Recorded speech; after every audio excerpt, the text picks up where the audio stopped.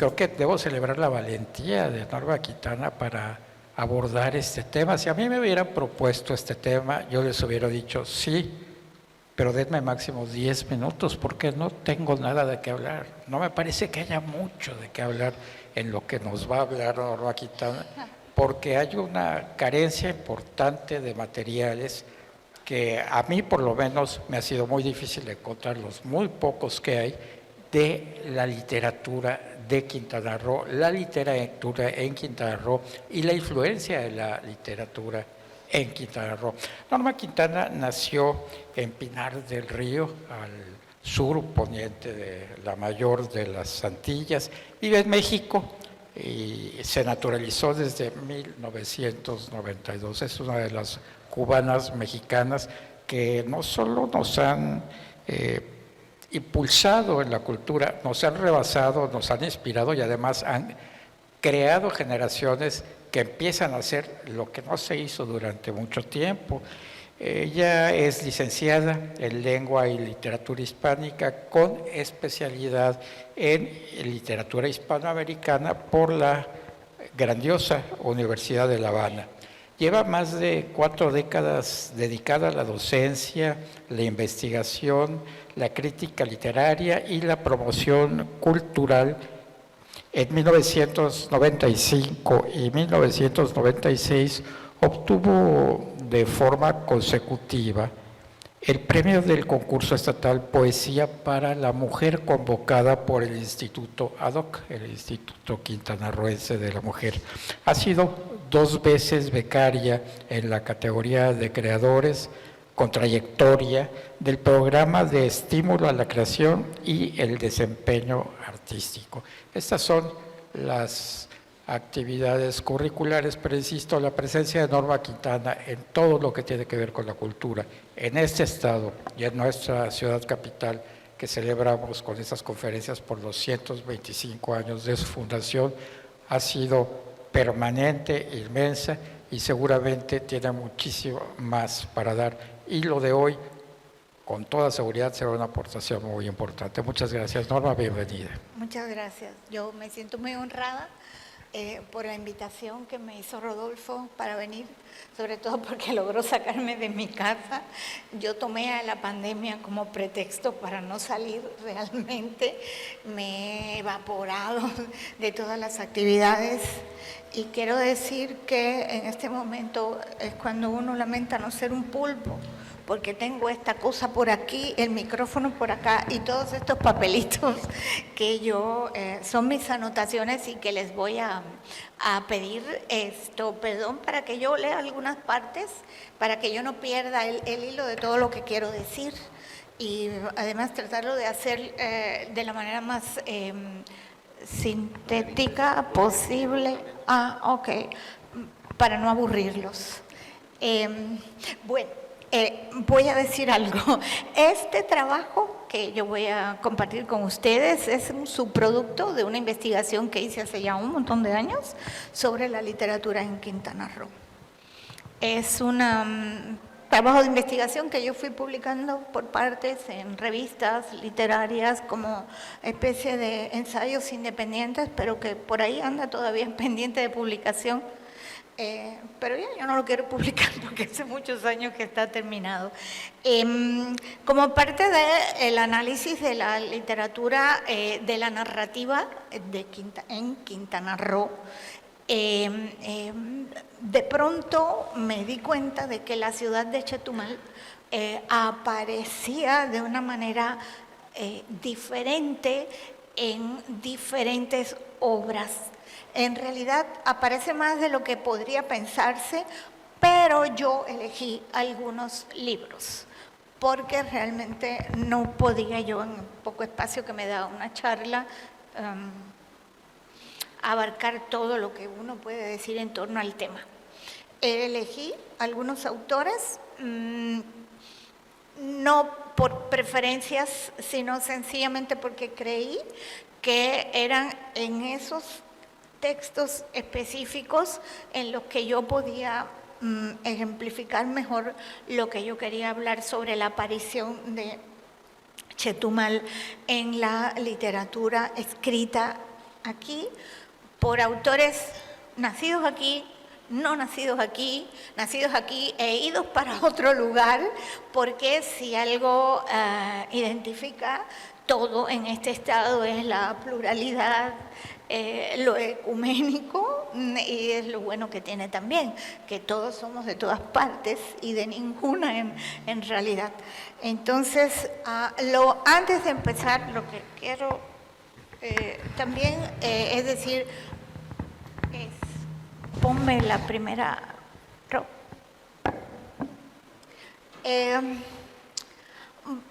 Voy a mencionar un término que puede parecer un poco técnico, pero en realidad no tiene gran cosa.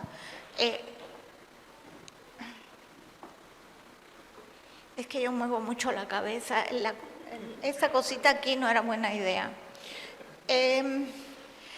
Cuando uno habla de la dimensión icónica de un relato, se está refiriendo a la manera en que se representan el espacio en la literatura.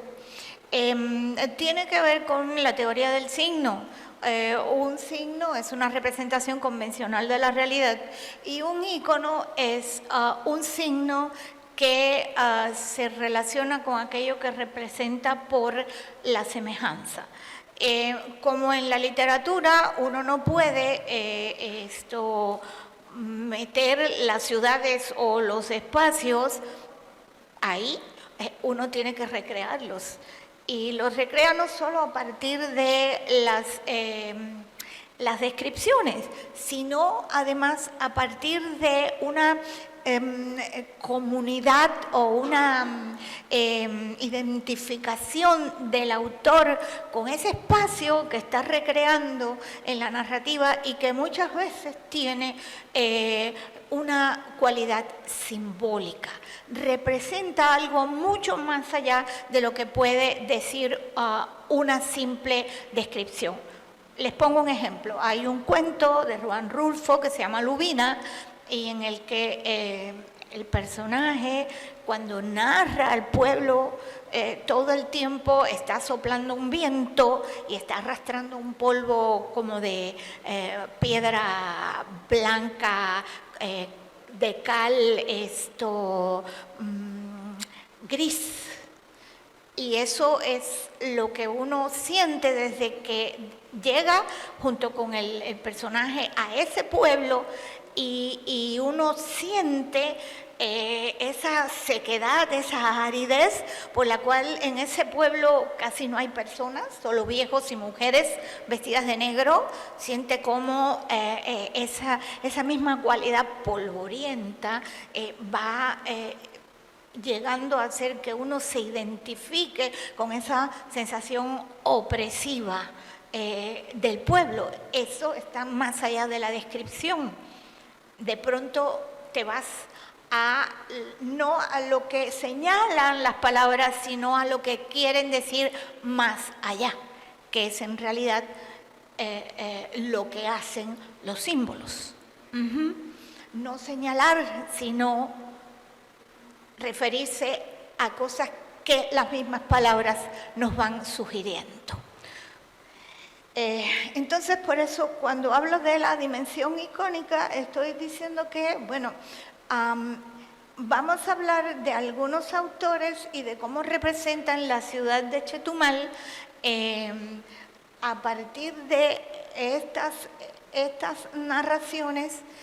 Y, bueno, el primer autor que tengo aquí es Luis Miguel Aguilar. Este no es un libro de cuentos ni es una novela, es un libro de poesía, pero es un libro de poesía, para mí es glorioso, es de lo mejor que tiene la literatura relacionada con Quintana Roo. ¿Puedes pasar?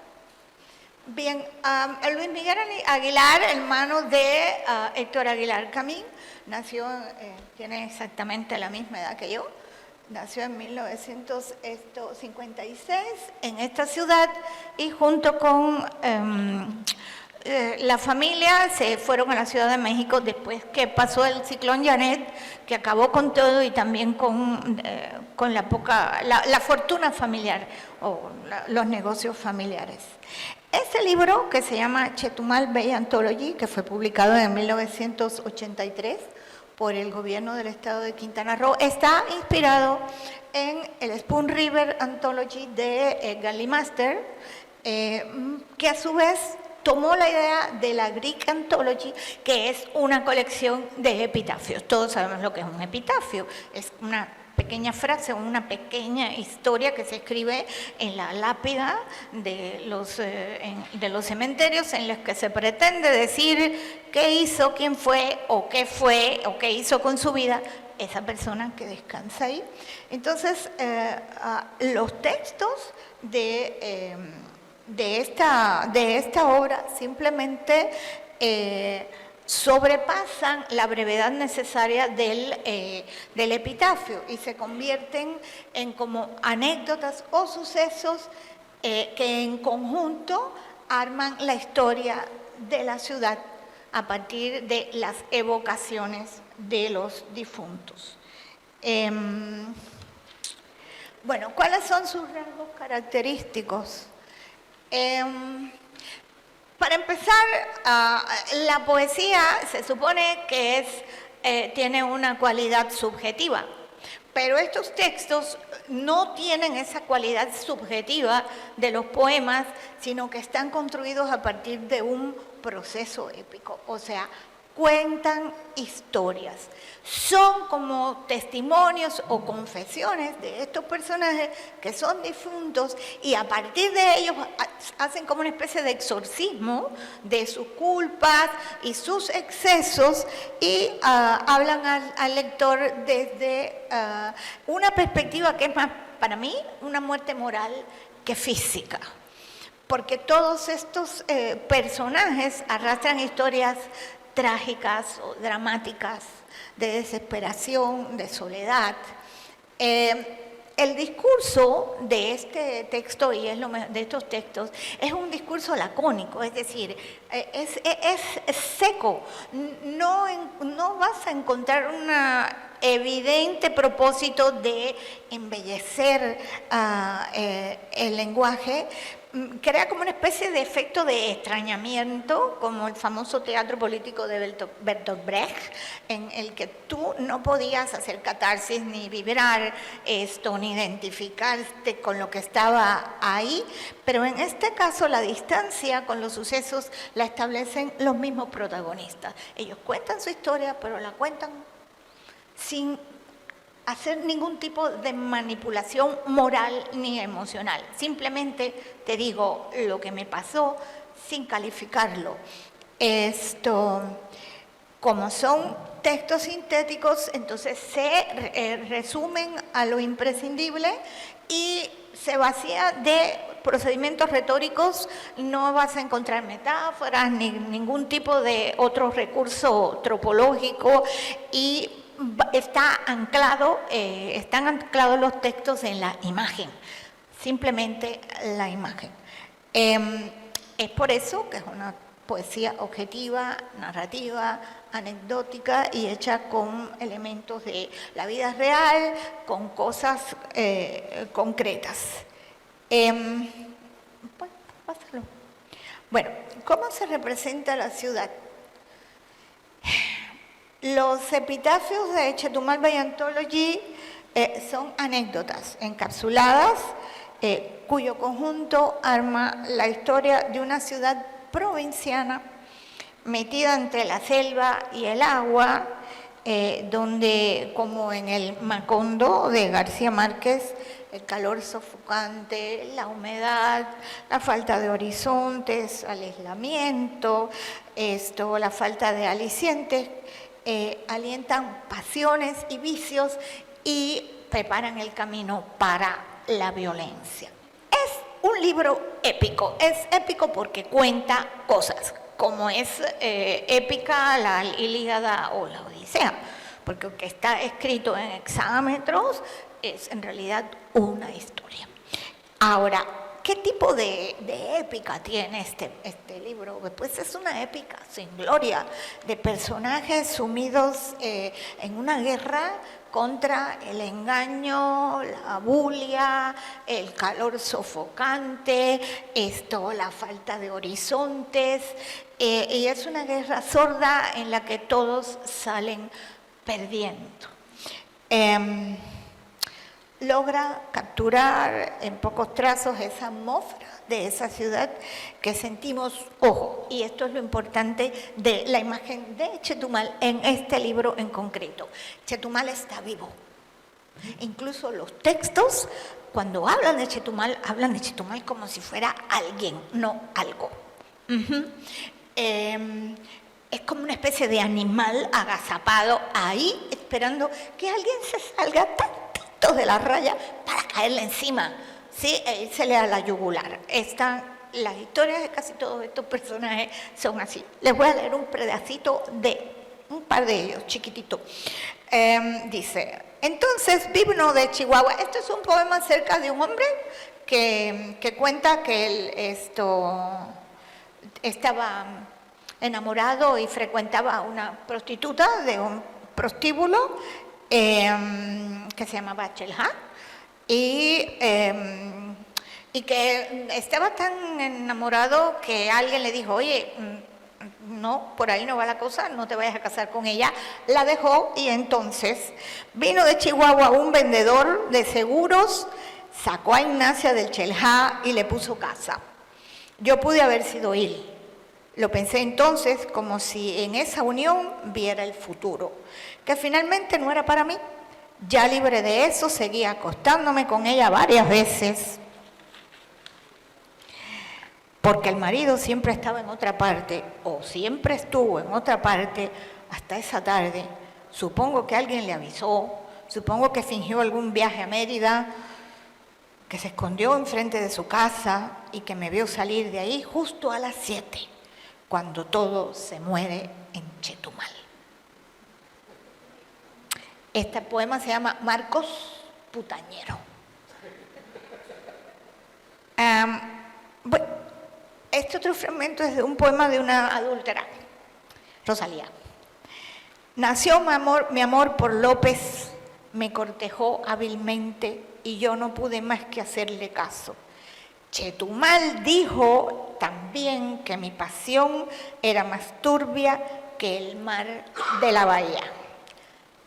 No es la gente de Chetumal dijo, no, Chetumal dijo, Chetumal está vivo, participa de la vida de estos personajes, se mete en la vida, sí, chismea y destruye, hijo de la, ya saben qué. Ahora viene otro, dice, yo preferí callarme que un fuereño, atiéndanme en este poema porque después vamos a volver a este texto. Yo preferí callarme que un fuereño me había desvirginado dejándome idiota y provinciana, aunque por todo Chetumal corriera el chisme de que Pechi se había vuelto ya tan puta y descarada y lerda y atrevida que ni siquiera era capaz de precisar al padre de su hijo. Chetumal, repara en mí que soy hija de Janet y del espanto. ¿Quién pudiera casar a tus mujeres como quien caza chachalacas, quebrándolas al vuelo y en lo que dura el vuelo de sus lenguas? Pechi, trastornada. Pechi está loca, sí, es un personaje loco. Este es el Chetumal de Chetumal Bay Anthology, o sea, es un Chetumal sumido en una situación tal vez de carencias materiales y de carencias espirituales, y en el que lo que se resalta en realidad es estas malas experiencias de estas personas que han sido arrastradas por estas circunstancias a la violencia, al desamor, y que está ahí en esos epitafios. Si un día se encuentran el libro, léanlo porque se los recomiendo mucho. Voy a aprovechar aquí para hacer muchos comerciales. El otro libro del que voy a hablar, ya puedes, eso ya lo leí, es ahora. Viene Letargo de Bahía, la ciudad inocente culpable. Bien, Alberto Castillo, que nació en el año 69, no nació aquí, pero pasó aquí como 11 años y luego se fue a estudiar a la Ciudad de México, como otros muchos. Esa novela, Letargo de Bahía, se publicó por el Fondo Editorial Tierra de Dentro en el año 92 y ganó el premio del concurso Punto de Partida de la UNAM en ese año también. ¿Qué hace Alberto Castillo? Toma un texto, el de Pecci, Trastornada y otro más, de Chetumal Bay Anthology, y se apropia de estos personajes, pero no reproduce la anécdota de los textos de Aguilar Camín, sino que los reproduce o los recrea libremente y aprovecha estos nombres de estos personajes, pero conserva esa atmósfera concentrada de sopor, de expectación, de violencia reprimida y de soledad que marca las historias de Chetumal Bay Anthology. ¿De qué se trata esta novela? Pues es una historia de dos hermanos que viven en una casa en Chetumal, en el viejo Chetumal, el Chetumal de las casitas de madera, ¿sí? Y entre los cuales existe una relación tóxica de amor, odio, de codependencia, porque Francisca es la hermana mayor y Pecci es el hermano joven y adolescente, y los dos comparten un amor desesperado por un tipo que era el novio de Francisca, que un buen día se fue y la dejó y nunca más supieron de él. Pecci se descubrió desde niño que estaba enamorado del novio de la hermana y entonces pues ellos siguen ahí en esa casa esperando a que Pecci, Spiri se llama el tipo regrese. ¿Cuáles son las características de esta novela? Pues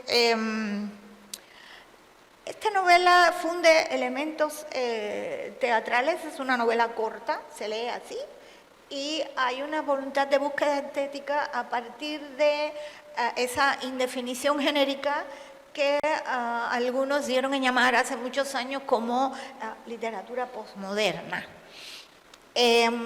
Fluye de una manera de apariencia, un discurso de apariencia convencional, pero en realidad tiene varias estrategias discursivas. Hay un narrador en tercera persona que cuenta la historia. Además están, un narrador en tercera persona, están los diálogos de Francisca y Pecci, que están armados como si fuera una obra de teatro, y además tiene un poquito de novela epistolar, porque también están las cartas que le han escrito a Spiri, le escribieron 17 años atrás. Estos personajes viven encerrados en esa casa. Y ¿cómo se representa la ciudad? Ellos viven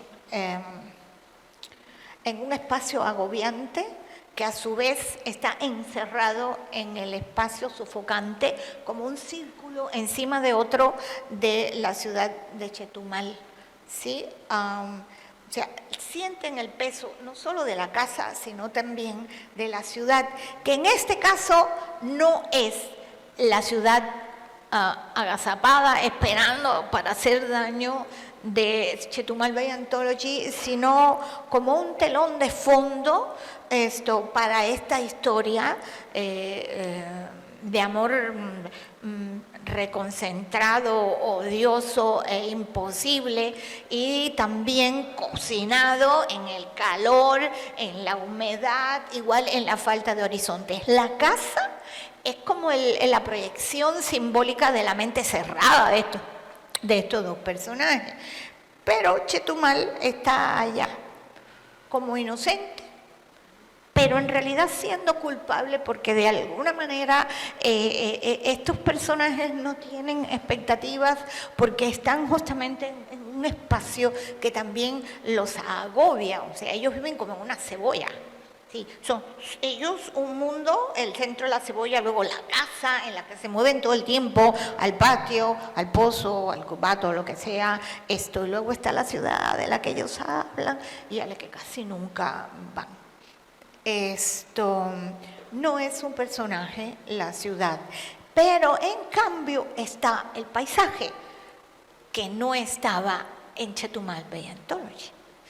Está el paisaje, sobre todo la belleza natural de la bahía, que de pronto funciona como una especie de contrapeso, ¿sí? Como de equilibrio a esa cerrazón y a ese como olla de presión que es la relación entre estos dos hermanos, cuando de pronto les manda la brisita, ¿sí? A través de las ventanas. A mí me recuerda un poco la lluvia de Macondo, ¿sí? En 100 años de soledad, donde cuando estaban las cosas tensas, de pronto ¡pum!, venía un aguacero y llovía 30 días con 30 noches y todo se ponía húmedo y ya la gente se olvidaba de todos los problemas.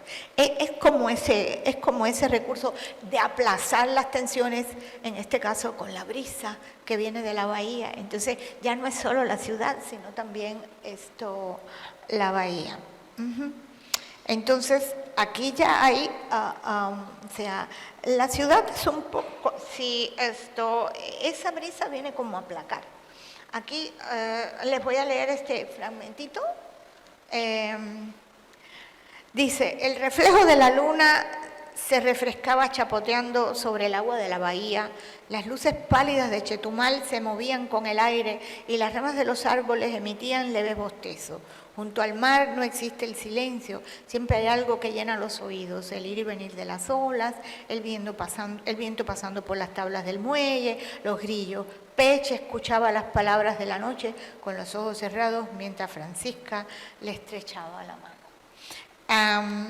Aquí sí encontramos la descripción, en este caso la descripción de la bahía. Entonces, este Chetumal y el Chetumal de Aguilar Camín están emparentados. Sí, no sé si ustedes se dan cuenta de que esta representación icónica de Chetumal, se corta en algunos puntos. Bien, ahora vamos a hablar de la ciudad como nostalgia, que es cómo aparece Chetumal en la obra de Héctor Aguilar Camín, que es de los Aguilar Camín el tipo más notorio. Nació en 1948 y bueno, ya sabemos que tiene una fructífera carrera de periodista, politólogo, editor, en fin, en el Distrito Federal. Es ensayista, en fin. Y también ha escrito algunas de las mejores novelas que tiene la narrativa mexicana contemporánea. En cuanto a la parte de la obra narrativa de Aguilar Camín, la relación con su ciudad, nosotros encontramos los recuerdos a una ciudad de provincia que puede ser una ciudad reinventada, ¿sí? Un poco recreada por la nostalgia de las historias de infancia en el proceso literario. Por eso, en realidad, el Chetumal de Aguilar Camín es un Chetumal memorioso y nostálgico. También está emparentada un poco con la narrativa latinoamericana, o sea, tiene en general la obra y la manera en que representa a Chetumal aquí y en la novela de la que vamos a hablar, está un poco emparentado con la tradición literaria que... menos mal que tengo a alguien que me dice que me lo ponga, con la tradición literaria latinoamericana, específicamente el realismo mágico y la obra de Gabriel García Márquez, básicamente 100 años de soledad. ¿Qué caracterizan a la obra de en general de Aguilar Camín en relación con este tema en específico. Bueno, tiene esa cualidad de evocación, de recreación en la memoria, y en realidad el Chetumal de las obras de Aguilar Camín tiene la textura semirreal de sucesos ensoñados, de sucesos corregidos y recreados, que tienen los recuerdos cuando cobran vida en la literatura. El Chetumal de Aguilar Camín es una imagen, ¿sí? No es... es una ficción. No podemos de pronto encontrar un Chetumal tan, digamos, un poco más real o más realista como en la novela de Alberto Castillo. ¿Sí? ¿Por qué? Porque simplemente lo que hace Aguilar Camín es tomar los recuerdos de su infancia que él tiene por las pláticas de sobremesa que tenían en el DF, los niños, los tres muchachos, Luis Miguel y la hermana, que no me acuerdo cómo se llama, con doña Emma y doña Luisa, su mamá y su tía respectivamente. Este tipo de evocación de Chetumal se ve muy claramente en 3 cuentos o 3 textos de un libro también delicioso que se llama Historias Conversadas.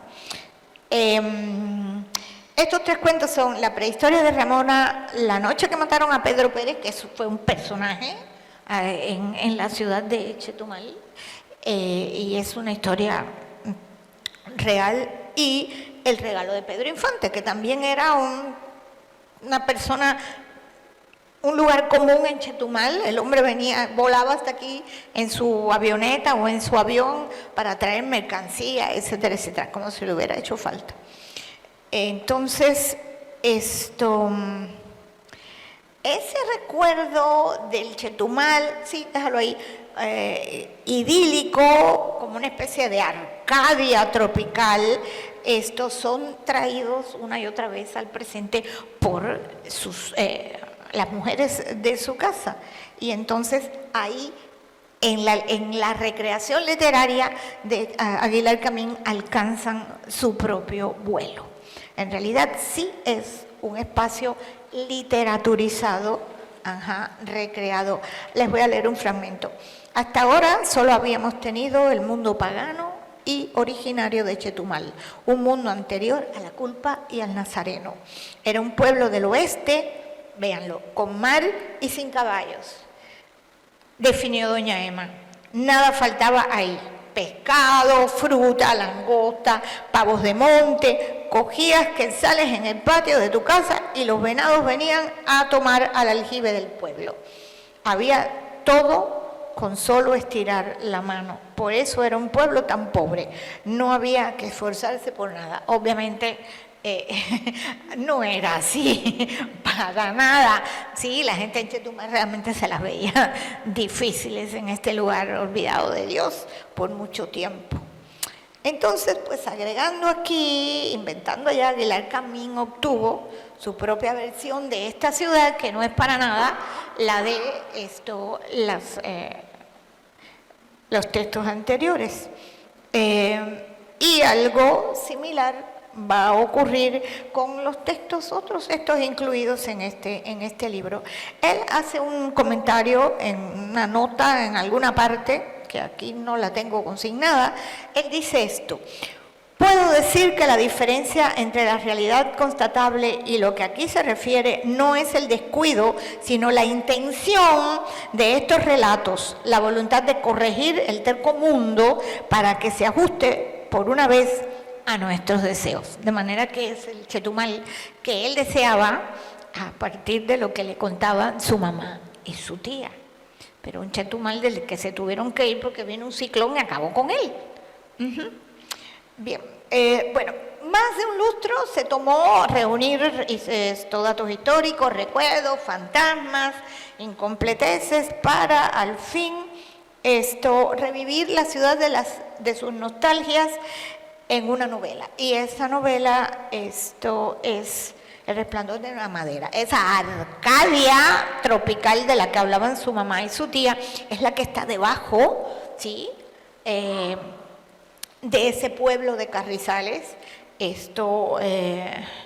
que es el lugar en donde tienen los primeros sucesos trascendentes del Resplandor de la Madera, que también se las recomiendo encarecidamente, donde quiera que la vean, cómprenla y léanla, porque es una novela maravillosa. Y además es una novela compleja, por su estructura en general, brillante. Esta novela abriga más de un pasaje autobiográfico, es decir, hay muchos detalles que cuando uno la lee, dice, caray, esto se parece. Si yo sé de qué se trataba la historia de la fundación de Payo Obispo, como que se me parece, pero no, o sea, no sería simplista decir que el Carrizales del Resplandor de la Madera es el Chetumal de Aguilar Camín. Es un pueblo mítico como Macondo, creado a partir de evocaciones, de memorias, de ensoñaciones, de datos, y en el que ocurren muchas cosas, pero es realmente una criatura literaria. Voy a leer un fragmento. Dice, de modo que fue fundada la villa de Carrizales, más tarde Carrizales de Nevares. El día que arribada fue a la bocana del río, en el interior más bajo y fangoso de la bahía del Alumbramiento, la fragata guerrera al mando del almirante Poncio Tulio Nevares. Un día 5 de mayo del año de la República triunfante, en que, hincando la rodilla en tierra, Nevares clavó el primer puntal de la primera tienda de campaña y exclamó a todos los vientos: fundada quede esta villa cerca del río, en la ribera de estos carrizos, con el nombre de Carrizales del Río, que larga vida tenga, y otros tantos de él. A continuación de lo cual comieron lo que había, luego durante varias jornadas desmontaron la selva, erigieron las tiendas, cavaron las letrinas, abrieron el sendero hasta el río, agua dulce, y sentaron sus reales en medio de ninguna parte. El Resplandor de la Madera, por su parte, no es una novela, en realidad no es una novela sobre la fundación de Carrizales, es otra cosa, es una novela sobre la búsqueda del padre y de la identidad. Fundamentalmente es la saga de una familia y también es el destino final de personajes que ya aparecían en sus dos primeros libros de cuentos. Es decir, Con el filtro azul y Decadencia del dragón fueron sus primeros cuentos, y ahí en algunos cuentos está el germen de lo que sería después la historia de este lugar, que sigue siendo un lugar mítico. Entonces, realmente ese pueblo fundado en medio de la nada, que podría parecerse a Chetumal, en realidad es, junto con su galería de personajes, una ciudad de ficción. Ahora sí, ese es un lugar representado de manera icónica, donde por ciertos referentes que nosotros tenemos podemos ubicar las semejanzas, pero que alguien que no sea de aquí y que no lo conozca no lo puede hacer. Y esa es otra de los detalles que nos hacen ahora ubicar a este Chetumal como una criatura literaria. Sí, o sea, si eso pudiera interpretarse igual en Chihuahua, pues sí, es Chetumal, pero no, es Carrizales, y para nosotros tiene referentes. Y en realidad es una novela en la que no pasan las cosas horribles que pasan en los otros libros, para nada. Es una historia muy distinta. De hecho, es interesante, y para que siga yo con el comercial, el que cuenta la historia de la fundación de Carrizales es el historiador de Carrizales, que es un personaje que es un hijo ilegítimo de alguien en el pueblo, y que está lejanamente emparentado con los personajes principales de la obra, y es un tipo que se toma muy en serio su papel de historiador, por eso está contado así, fundada sea, y todo ese discurso retórico de un historiador oficial en los primeros años, en la primera década del siglo XX, primera década pues sí, más o menos tiene lugar por esa época. Entonces, el siguiente autor del que voy a hablar es de... ¿Ya? Pásalo. Aquí está. Esta ciudad mosquita muerta, la ciudad donde nunca pasa nada, es el Chetumal de los libros de Elvira Aguilar. Elvira es la primera mujer que empezó a escribir con intenciones profesionales en Estado, y es la que primero también logró alcanzar una voz propia, un estilo a la hora de escribir que la caracteriza. Uno lee una historia, un cuento de vida y sabe que es ella, y ha venido ejerciendo esa vocación literaria durante años, con un gran sentido del trabajo y un empecinamiento digno de cualquier personaje de su narrativa. ¿Cuáles son sus rasgos característicos en general? Pues es sensible, minuciosa, muy atenta al detalle, con una gran carga de humor negro, sí, es femenina, y además con una gran naturalidad y un sentido lúdico, de juego. Entonces, esto es lo que le da a su obra un estilo personal. Posee, también es muy buena para encontrar el punto de vista del narrador, encontrar al narrador adecuado para la historia que está contando. Una novela, un cuento, se puede ir al caño si tú no eliges el narrador que es apto para contar ese cuento. Y eso es de las cosas que un narrador tiene que saber a la hora de ponerse a escribir. ¿Quién va a contar esto? ¿Desde qué perspectiva? ¿Cómo lo enfoca?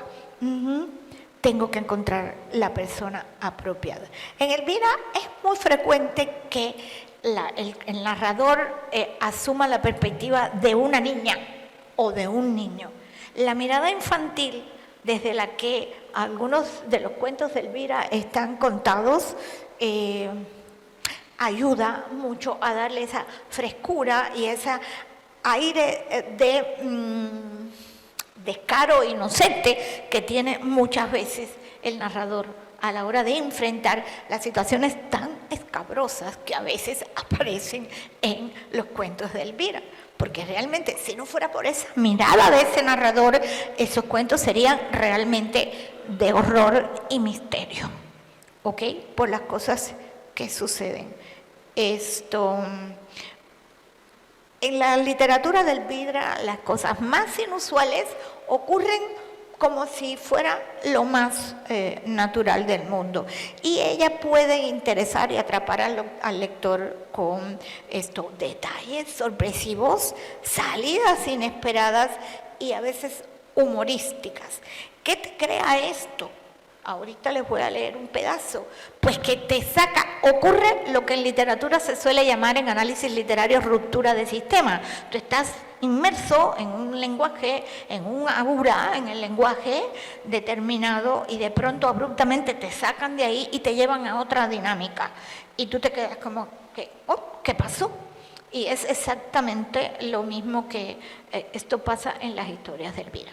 Está contando una historia terrorífica y de pronto se suelta algo como esto. Cuando el mal tiempo cesó,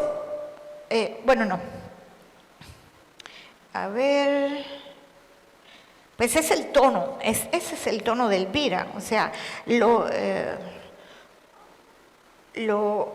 cómo logra desplazar la tensión dramática y entonces no pierde fertilidad la crítica que está.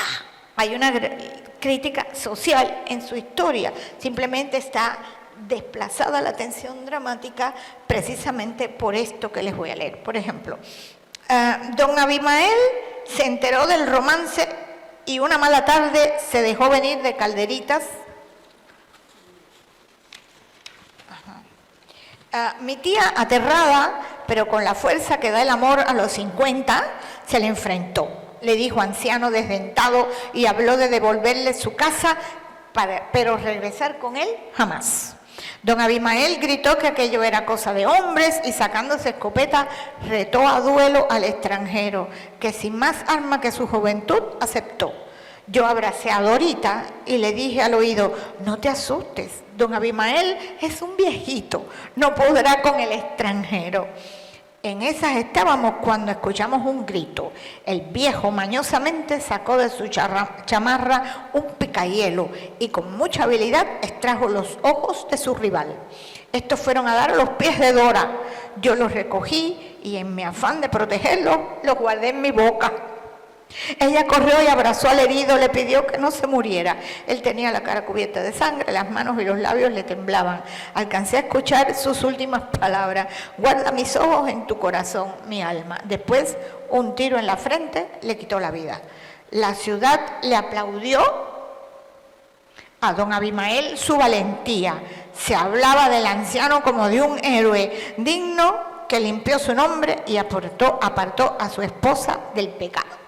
La lujuria. Le entregué a mi tía los ojos en un frasquito lleno de alcohol. El asesino, como si nada, regresó con su querida, pero antes de irse le ordenó a su mujer que se portara bien. Vean ustedes, o sea, qué ironía. Y de qué manera este suceso tan espantoso está contado de un modo que tú dices, bueno, es chiste. Eso es lo que te rebaja la atención, el lenguaje. O sea, guardé los ojos en mi boca. ¿Sí? No te preocupes, Abimael es un viejito. Los diminutivos son aquí esenciales. Bueno, el libro,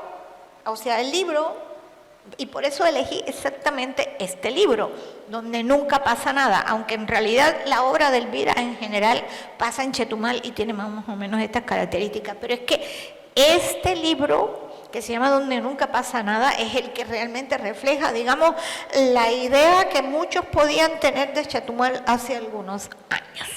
Quizás ya no, y veremos cómo no. Entonces, el tema del libro es la ciudad. Aparece nada más que entramos en él, un espacio donde lo cotidiano, el aparente monótono día a día, encierra historias de asombro, de pasión y violencia que la transforman en un cajón de doble fondo. O sea, no es que nunca pase nada, es que pasa todo, pero todo pasa como si no pasara. Maliciosa, bastante pérfida y despiadada, cuando de juzgar los actos ajenos se trata, se muestra sin embargo bastante amable, inocente casi, y está pronta a cambiar sus sentimientos ante un cuadro conmovedor, como ocurre en otro cuento que se llama El hombre encebado. Esta ciudad puede pasar con la mayor naturalidad de la indiferencia a la furia, del susto a la agresividad, de la crueldad a la compasión. Entonces, básicamente, Chetumal es una ciudad bipolar, ¿sí? O sea, la ciudad al menos de este libro de Elvira, es bipolar. Está siempre con un pie en la indiferencia y con otro pie en el melodrama, que además se ve como con un extrañamiento. Bueno, esto también está ligada muchas veces, Elvira, a las secuelas del realismo mágico. Esto pues transcurre en este Chetumal donde lo maravilloso anda por las calles y te lo tropiezas todos los días y por eso no te parece que está ahí. Pero sí está, porque simplemente tiene la verdad y la textura de los hechos cotidianos. Esto también se parece un poco al Chetumal de Héctor Aguilar Camín, de Historias Conversadas, pero incluso el de El Resplandor de la Madera, pero es un Chetumal con más carne y más músculo y más hueso, porque Porque en los libros de Elvira se habla de lugares conocidos, de calles conocidas, de personas y apellidos conocidos, y tienes todos esos referentes para, o sea, sí, esto sí es Chetumal, pero un Chetumal así como lo vieron, sí, también. O sea, es otra manera de ver a Chetumal, que es prima hermana de la anterior, pero muy singular. Bueno, ahora tengo otra Chetumal. Estos dos que vienen aquí están emparentados. ¿Por qué? Porque es el Chetumal que ya no es el territorio, que ya es el Chetumal que va como encaminado a la modernidad, un Chetumal que se va institucionalizando, en el que aparecen los funcionarios públicos y aparece la política, ¿sí? Y luego aparecen otras cosas peores. Entonces, Mario Pérez Aguilar, que también es chetumaleño y también se fue al DF y allá hizo su carrera, es graduado de economía, es como acá mi amigo, no tiene nada que ver con la literatura, pero sí tiene que ver. Él se hizo narrador porque sí. Él le gustó escribir y empezó y escribió. En realidad, él cumplió su vocación de escritor. En esta novela en particular, Los artificios del agua turbia, ese título es muy simbólico. ¿Por qué? Porque hace referencia a la bahía como cuando se pone turbia, y también porque en esta novela habla sobre intrigas políticas y cómo a un funcionario bien intencionado, una persona decente, de pronto lo enredan en una intriga política y lo hacen una especie de chivo expiatorio, y además consciente y asumido de un acto de corrupción. Esto es el aporte, digamos, de Mario Pérez Aguilar a la visión de Chetumal y en realidad en ese momento a la narrativa de Quintana Roo y a la perspectiva de cómo ver a Chetumal. ¿Qué pasa con Mario Pérez Aguilar? Él tenía experiencia como funcionario público, entonces le sirvió para armar esta novela que se publicó en el año 95. Es un título que ya les digo, es polisémico, tiene varias interpretaciones de sentido porque alude al entorno geográfico y también a la turbiedad del ambiente que él recrea, o sea, o que él trata de alguna manera de mostrar que son las intrigas en el ambiente de la política local y de la función pública en general. ¿Cuáles son sus rasgos característicos? Bueno, hay una mirada realista, está así, incluso en la manera de contar los hechos. Tiene también un poder de síntesis porque pues, puede concentrar una gran cantidad de información, en realidad en no muchas páginas.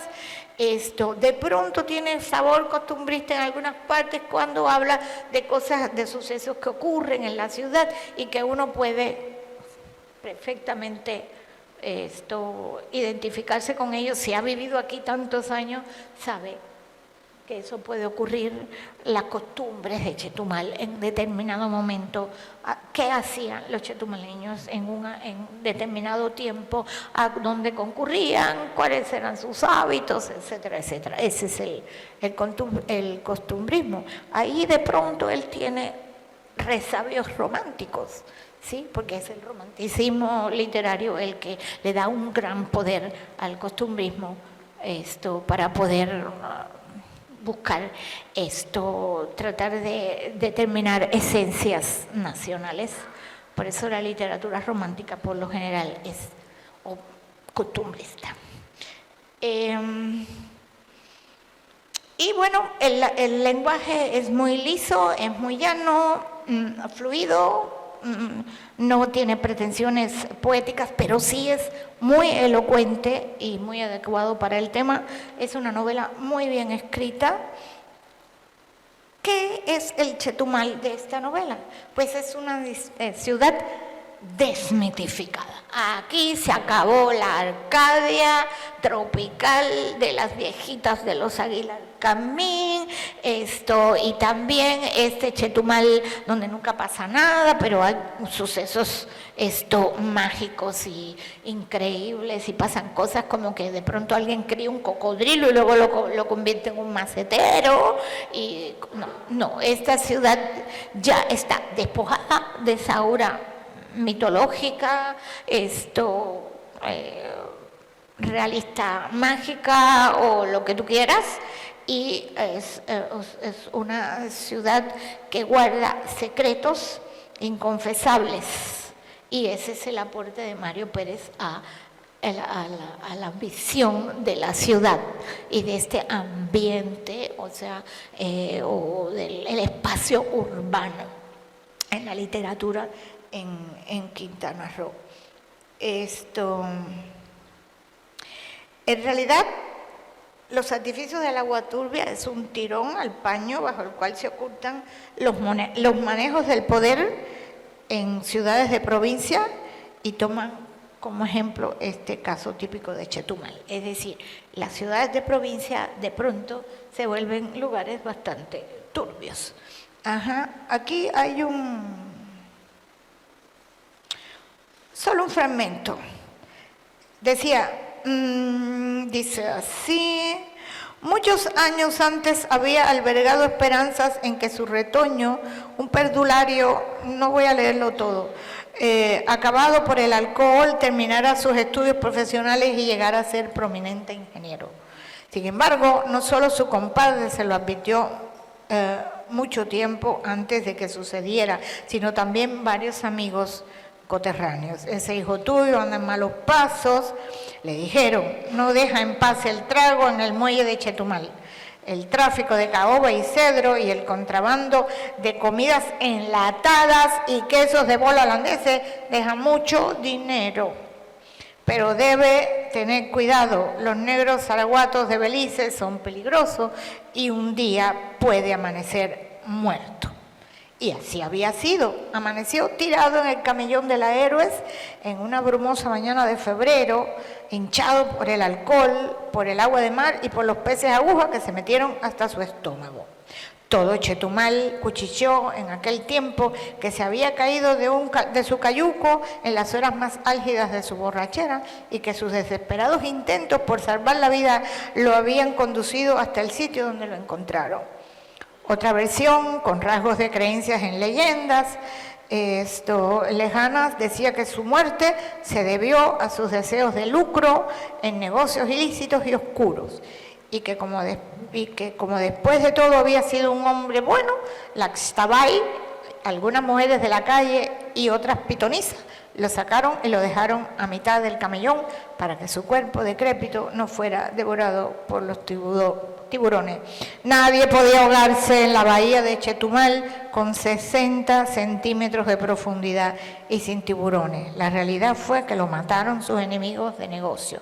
De madrugada lo habían ahogado con facilidad en las turbias aguas de la bahía en medio del sopor de su borrachera. Lo alzaron y lo llevaron luego a cuestas hasta el camellón de la bahía de la Avenida de los Héroes para que tuviera un efecto demostrativo sobre aquellos que estuvieran siguiendo sus pasos. La antes llamada Payobispo no se consternó. Un borracho muerto, ¿a quién le hacía daño? Este panorama que revela el autor nos muestra zonas ocultas pero sospechadas de una vida en proceso de consolidación, y como ven, de nuevo aparece otro Chetumal, que es el Chetumal de el comercio, de importación, esas cosas que no aparecían en otros textos y que ya aquí aparece, otra dinámica social. Esta es la Chetumal que de pronto empezó a tratar de dejar su condición de pueblo del oeste, para tratar de entrar en la dinámica del mercado y de la vida nacional a partir de lo que se podía en ese momento, que era la libertad de importación. Bueno, pues ya para terminar voy a mencionar otra novela que está emparentada con esta, que es La ruleta del plagio, de la Arcadia a la pesadilla, de Yesid Contreras. Mi amigo Yesid es colombiano, nació en Bogotá en el 59 y es otro de los tantos que llegamos aquí desde otros rumbos y aquí pues organizamos nuestra vida y nos quedamos. Tiene una carrera como periodista, como editor, como maestro, y ya tiene más libros publicados. En realidad tomo La ruleta del plagio porque yo creo que su primera novela extensa, o sea, su primer libro como tal, novela, salió en el 2018 y es una novela en la que se superponen intenciones creativas de diferente tipo, como por ejemplo, incursionar en el thriller policíaco, lo que no había pasado. O sea, no se había visto una Chetumal en la que pasaran cosas delictivas, ¿sí? No es lo mismo esta que la anterior. O sea, aquí ya es un Chetumal peligroso con crimen organizado y del cual nosotros estamos como ajenos, como que no nos enteramos o como que tal vez no nos queremos enterar, pero de pronto un buen día se suenan no sé unos tiros a 2 cuadras de tu casa, como me pasó a mí, que de pronto pum pum, tiros por allá y un muerto, ¿ok? Y pasa, o sea, sucede, encuentran a alguien por allá muerto en el bulevar, así sucede. Bueno, esta novela es una novela sobre un secuestro. Él tiene, por un lado, la novedad temática, que es el hecho delictivo que no estaba en otras novelas, y también hay de pronto muchos referentes. Es una novela que le tira flechas, le lanzan anchos a otras cosas como pues el juego mismo de la ruleta, porque es una novela que está organizada como para que te la puedas leer como jugando a la ruleta, pero además eso también le echa pues una ceñita por allá a Julio Cortázar y a Rayuela, que también se podía leer empezando por donde a ti te diera la gana, pero también parte de esta novela hay un personaje que narra una especie de negociador que estuvo implicado en el famoso secuestro del jefe Diego, ¿sí? Cuando lo secuestraron, pues también viene por aquí eso hecho que es histórico, y eso todo él lo mezcla de una manera muy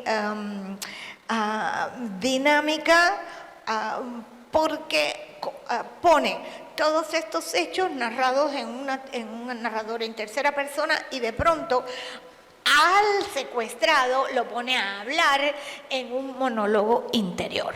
Porque ¿quién mejor puede saber todo lo que sufre y todo lo que siente un secuestrado si no es el propio secuestrado? Entonces, esa es una novela que alterna estas perspectivas, estos enfoques, estas pues, formas de narrar, estos tipos de narradores. Entonces es una novela también muy bien escrita, muy dinámica, y además que tiene una cosa que tal vez no tienen otras novelas, que es el color. El color es que los personajes hablan como son. O sea, si el tipo es un delincuente, tiene toda la jerga del delincuente y se expresa como un delincuente. O sea, tiene ese recurso y esa habilidad, y también es muy bien. Entonces, este Chetumal, casualmente, en este Chetumal es en el primer Chetumal que yo, la primera novela que yo vi, una descripción como tal de un lugar precioso de esta ciudad que es el Boulevard. Tiene una descripción en la que uno realmente está tan bien descrito que hasta uno siente el fresquito de la bahía. En serio, no lo traje porque cuando salí corriendo, porque Rodolfo me sacó de un limbo de ignorancia, y según yo esto era mañana. Por eso traje todos estos papelitos, y entonces ya se me quedó el libro de Yesid, pero la ciudad está ahí. Ojo, la ciudad en esta novela no la miras, más bien la escucha, porque este hombre está vendado para moverse por la ciudad, por los secuestradores, lo vendan, él no ve nada, y lo único que hace es oír y tratar de adivinar por dónde va, por los sonidos. Está encerrado en un closet y lo único que él hace es escuchar lo que está afuera. Incluso cuando lo liberan, también eso pasa. Solo lo sueltan en el bulevar y es ahí donde está la única descripción, o sea, del bulevar, con toda su dinámica. Es muy, muy, muy bonita esta descripción y es bastante breve. Y en esta novela aparece, esta es la novela también de otro problema, que es el problema de la frontera. Porque nosotros no, o sea, estamos tan acostumbrados a que los bretes fronterizos pasen allá arriba, que aquí como que, no pasa nada en la frontera. No, nada más pues la gente que vaya a comprar. No, pasan cosas, no nos enteramos. Y está, o sea, en los años en que esta novela, que por cierto no tiene una sola fecha, me tomé la molestia de mirar, no hay un solo dato temporal, no hay una fecha, pero tú más o menos, como llevas aquí tantos años, más o menos sabes, ¿sí? Pues dónde va la cosa. Esto habla de esa afluencia de centroamericanos que vienen para acá en busca de mejores perspectivas de vida, y que hay un momento en que él dice, en ese momento los centroamericanos venían a quedarse en Chetumal, no venían, o sea, los que venían con la idea de irse se iban por otro rumbo. Bueno, ya, entonces, pues este es el otro Chetumal, o sea, Chetumal, en el que sí pasan cosas y hay delincuencia, entonces, ya ves, sí hay datos. Espero no haberlos aburrido mucho, ya para la próxima no me inviten, si sabes por qué es como soy, ¿por qué me invitas? Bueno, muchísimas gracias por escucharme, espero que de pronto les dé por leer todo esto.